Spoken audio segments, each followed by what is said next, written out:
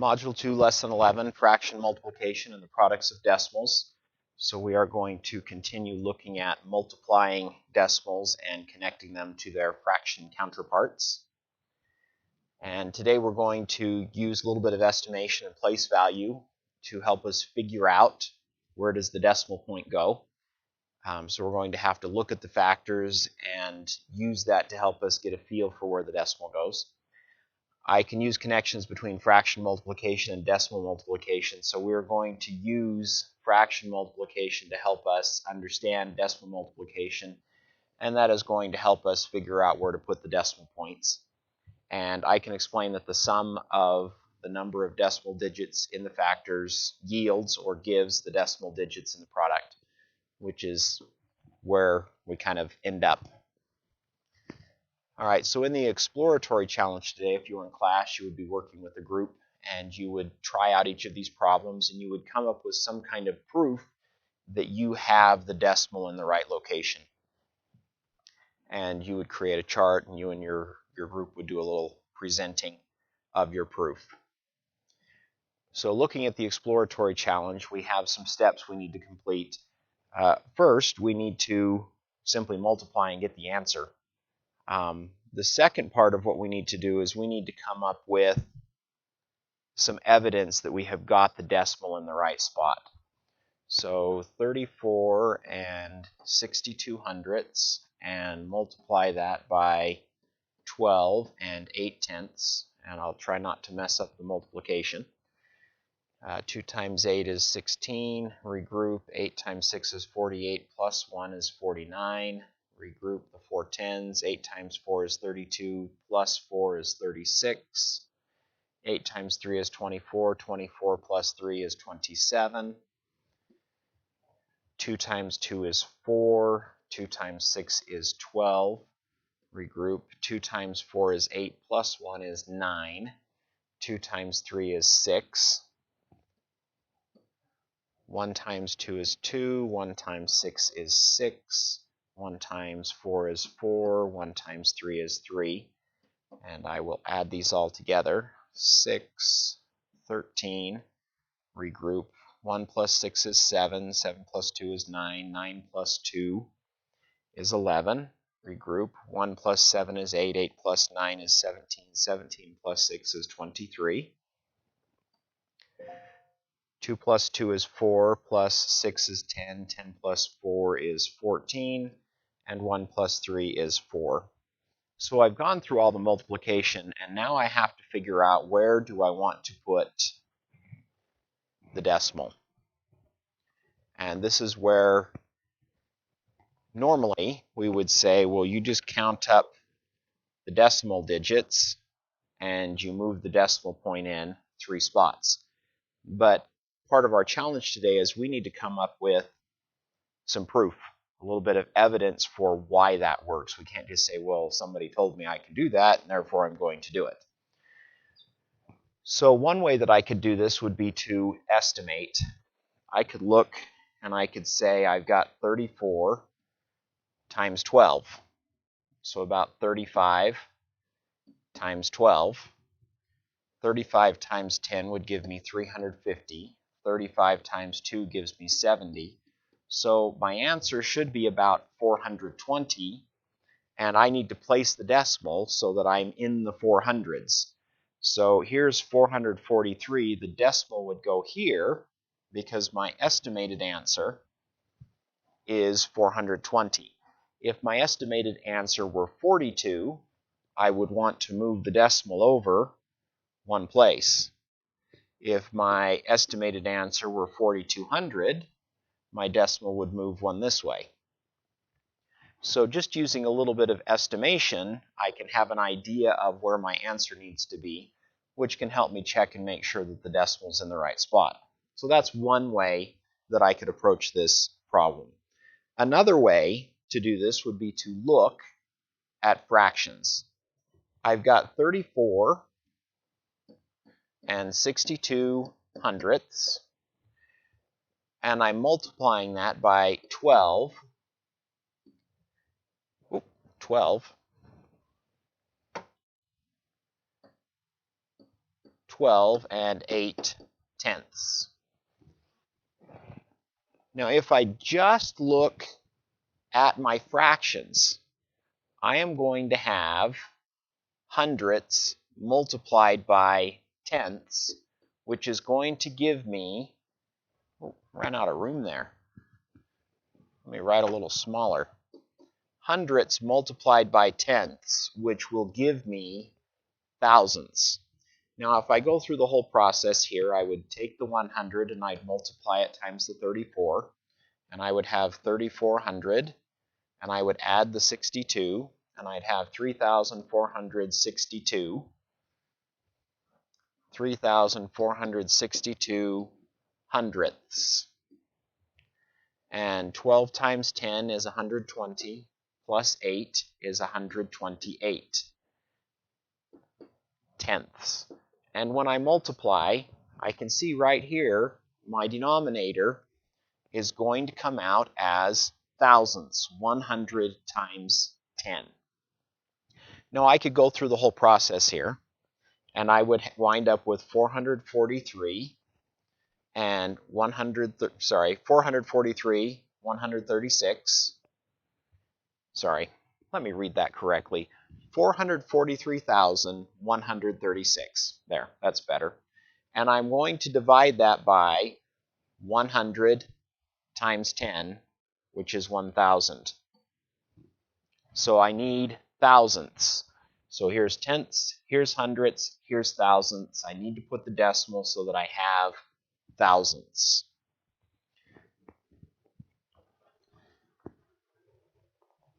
And I can see that I've got 3 decimal digits, and the decimal has moved 1, 2, 3 places.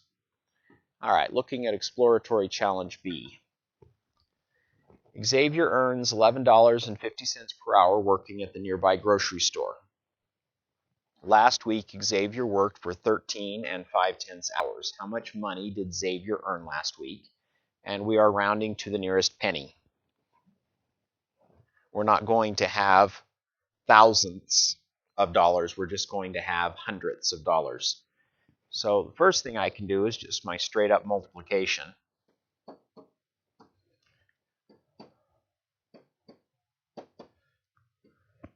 0 times 5 is 0, 5 times 5 is 25, 5 times 1 is 5, plus 2 is 7, 5 times 1 is 5, 3 times 0 is 0, 3 times 5 is 15, 3 times 1 is 3, plus 1 is 4, and 3 times 1 is 3. 1 times 0 is 0, 1 times 5 is 5, 1 times 1 is 1, 1 times 1 is 1. And now I need to add these up, and I have left myself very little room for doing that. 0, 0, 0 gives me a 0, and 5 plus 0, 0 is 5. 7 plus 5 is 12. I will regroup. 1 plus 5 is 6, plus 4 is 10, plus 5 is 15.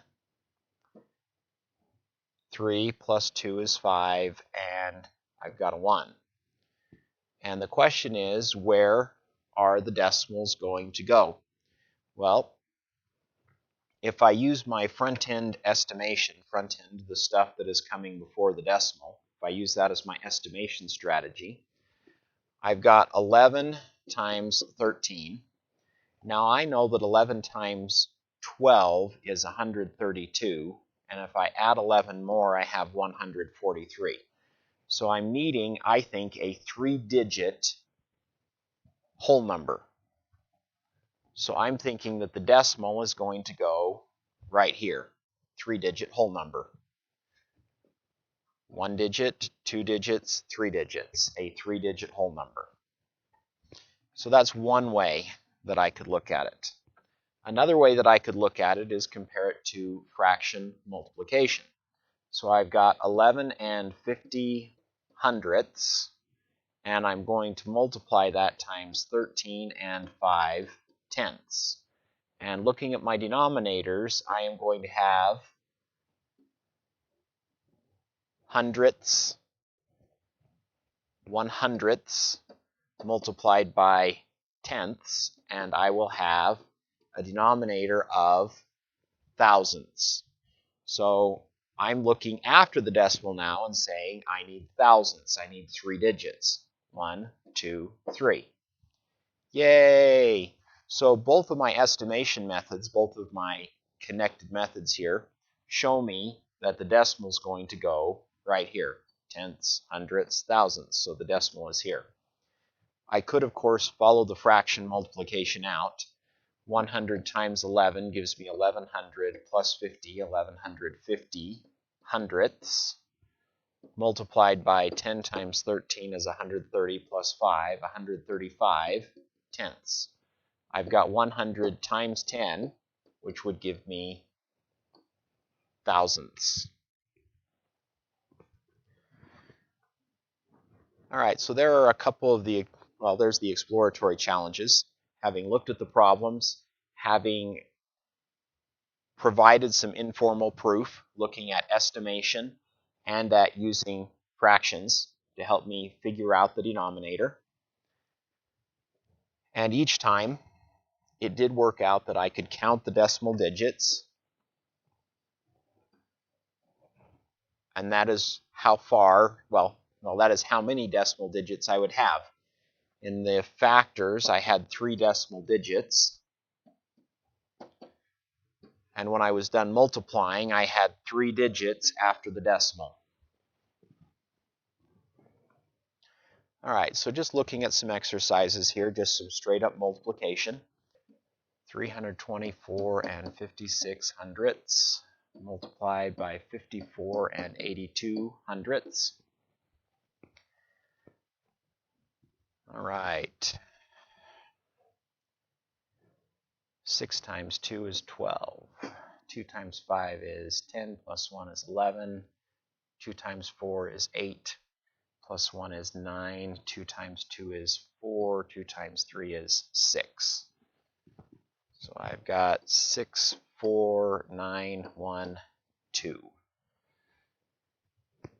And I'm going to show my work just a little bit differently on this one because there are so many things to multiply by. I'm going to kind of separate things out. All right, 8 times 6 is 48. 8 times 5 is 40 plus 4 is 44. 8 times 4 is 32 plus 4 is 36. 8 times 2 is 16 plus 3 is 19. 8 times 3 is 24 plus 1 is 25. 0, 8, 4, 6, 9, 5, 2.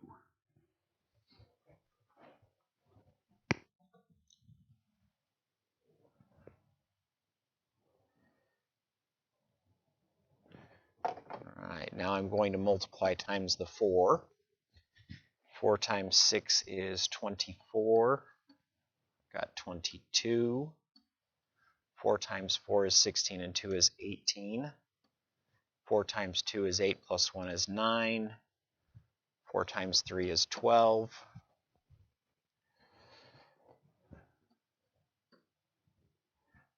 4, 2, 8, 9, 2, 1.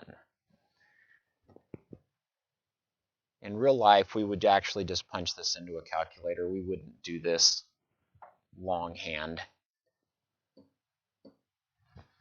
All right, 5 times 6 is 30. 5 times 5 is 25, plus 3 is 28. 5 times 4 is 20, plus 2 makes 22. 5 times 2 is 10, plus 2 makes 12. 5 times 3 is 15, plus 1 makes 16.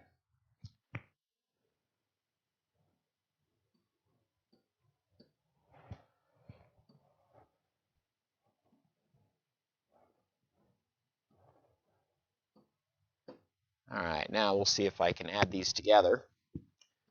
2, 1 plus 8 is 9.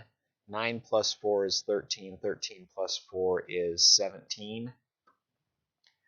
I've got 11 and 2 is 13. 1 plus 6 is 7, 7 plus 9 is 16, 16 plus 16 makes 32.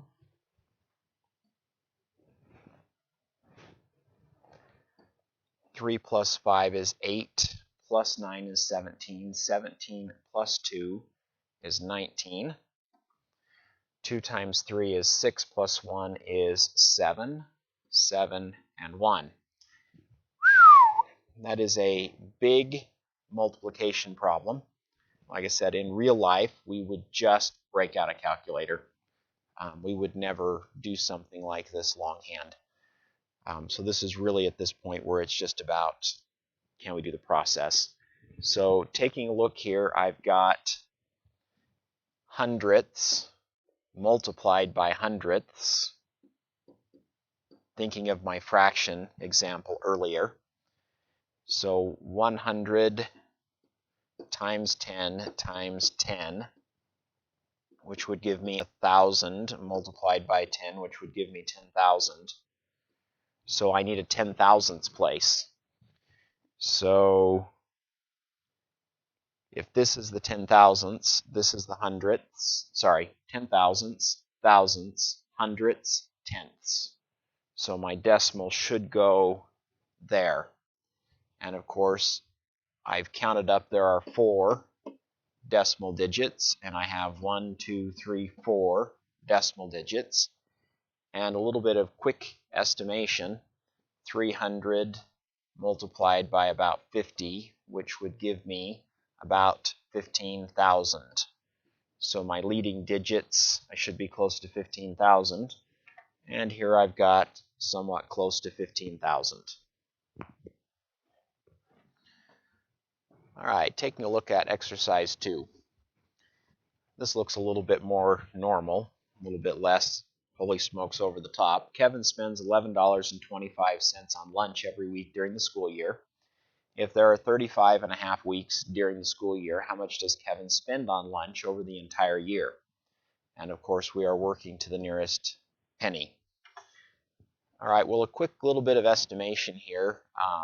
I'm going to say he spends about $10 on lunch every week, and there are about 36 weeks in a year.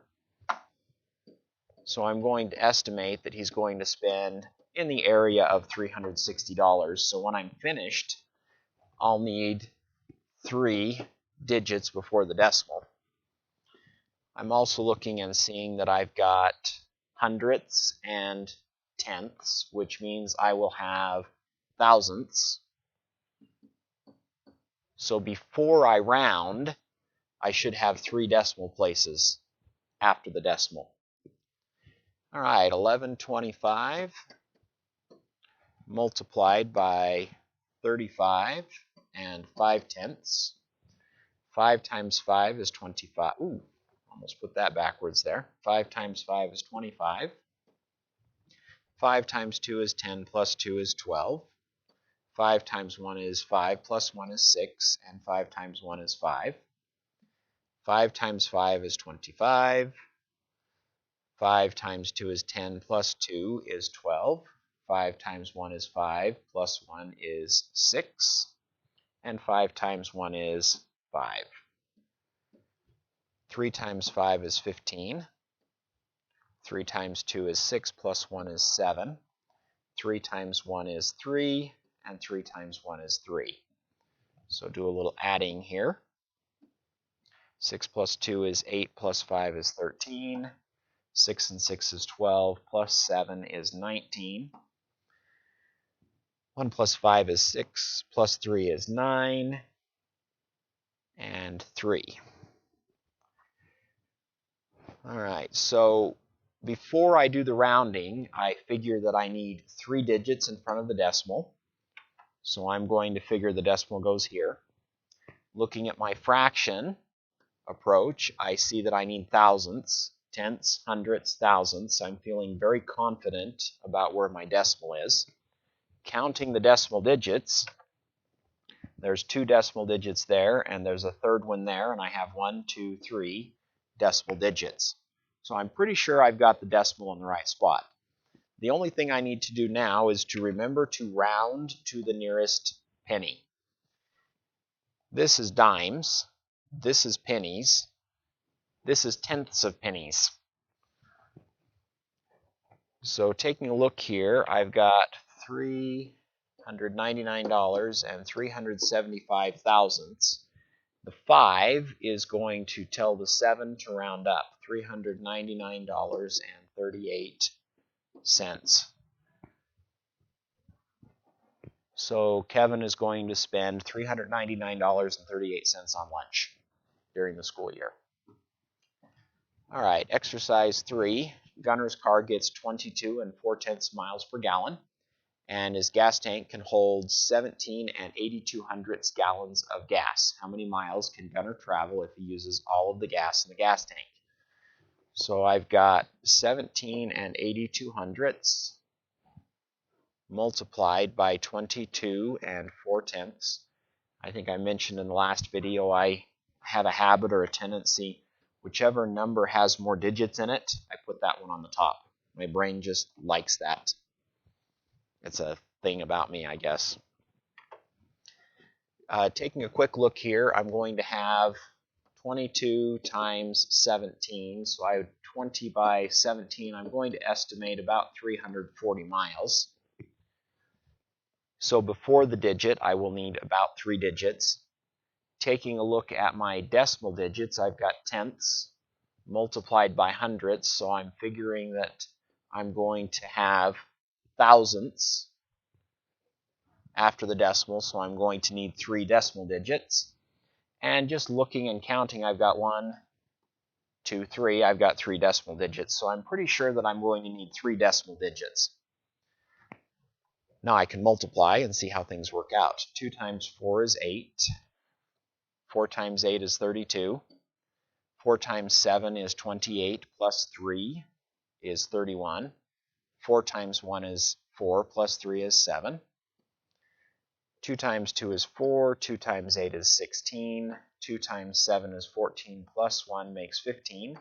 2 times 1 is 2, plus 1 makes 3. 2 times 2 is 4. 2 times 8 is 16. 2 times 7 is 14, plus 1 is 15. 2 times 1 is 2, plus 1 is 3. Add things together. 13 and 6 is 19. 9. All right, and so looking at all of my different ways of figuring this out, I figured by estimation that I would need 3 digits before the decimal, so I think the decimal goes here. Looking at my fraction approach, tenths and hundredths, I figure I need thousandths after, so 3 decimal digits. And then counting, 1, 2, 3, I have 3 decimal digits. I'm pretty sure that I've got the decimal in the right place. And because this isn't money, I can go to the thousandths place, and I figure he's going to travel 399 168 thousandths miles if he uses all the gas in the tank. All right, taking a look at exercise 4, the principal of East High School wants to buy a new cover for the sand pit used in the long jump competition.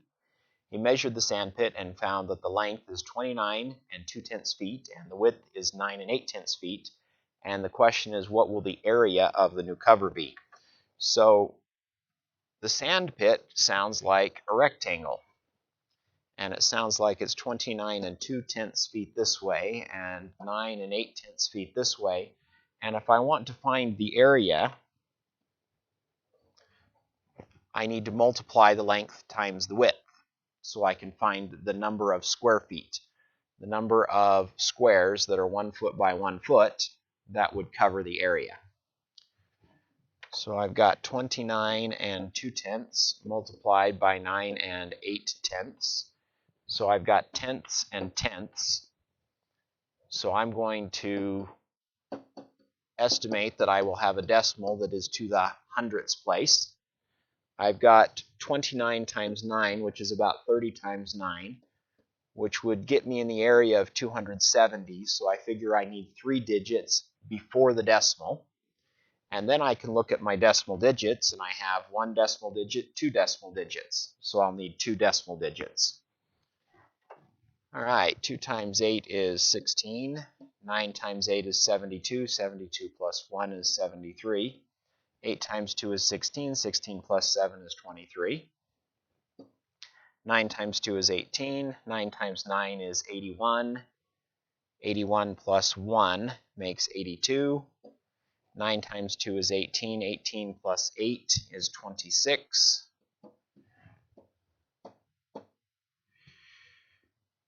Oh, 6, 8. All right, my front end estimation said I should have about 270 square feet and that I should have 3 digits before the decimal, and I'm really close to that. And my fraction, tenths multiplied by tenths, giving me hundredths, tells me that I should have 2 decimal digits. The hundredths place, here's the tenths, here's the hundredths. Yay, I'm there. And then just looking at the decimal digits, I had 2 of them, and I have 2 of them. So I'm feeling pretty good about having my decimal in the right spot. And my estimated answer is very close to my calculated answer. All right, so how can we use information about the factors to determine the place value of the product and the number of decimal digits in the product? Well, what I showed you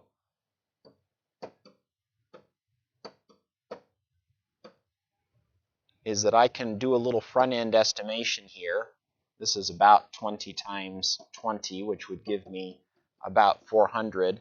So I'm looking and saying I'm going to need 3 digits before the decimal.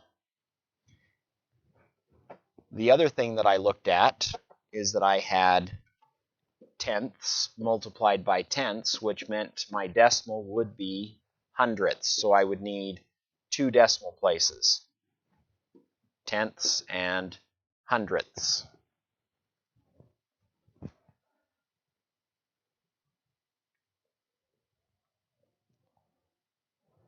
So looking at the factors, I can use a little bit of estimation, and I can use a little bit of connecting to fractions, tenths and tenths, to help me make a prediction about the number of digits in the decimal. All right, so looking at the I can statements, I can use estimation and place value to determine the placement of the decimal point in products. So we did front-end estimation, connected to place value to get an idea, and to determine that the size of the product is relative to each factor. So if I've got hundreds multiplied by tens, I'm going to have place value of thousands for my answer. I can use connections between fraction multiplication and decimal multiplication. So if I've got 51 hundredths multiplied by 3 tenths,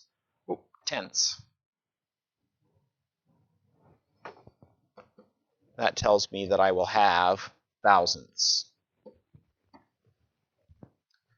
And I can explain that the sum of the number of decimal digits in the factors yields or gives the decimal digits in the product. 23 and 3 tenths multiplied by 1 and 75 hundredths.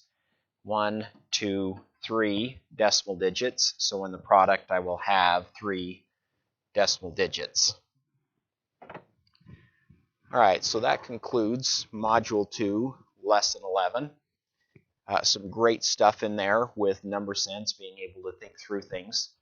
If you've got questions, make sure you talk to your teacher and make sure you complete your problem set.